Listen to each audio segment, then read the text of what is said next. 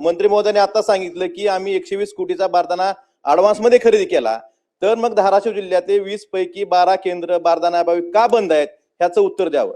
जर खरेदी केला असेल, तुमच्याकडे बारदाना असेल, तर बारदानाअभावी खरेदी केंद्र का बंद आहेत?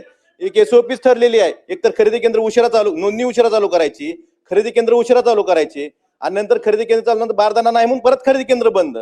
ही एसओपी ह्या पणन मंडळाची किंवा ह्या खरेदी केंद्राची गेल्या अनेक वर्षापासून आहे।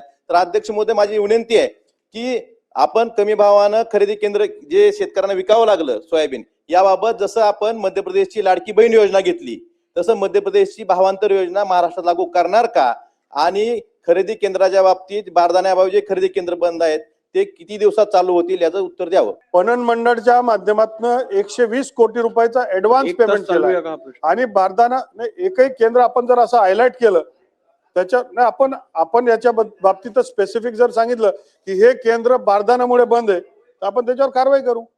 कारण की आपण यावेळेस 120 कोटी रुपये ऍडव्हान्स भरलेत नाफेडला, एनसीसीएफ ला।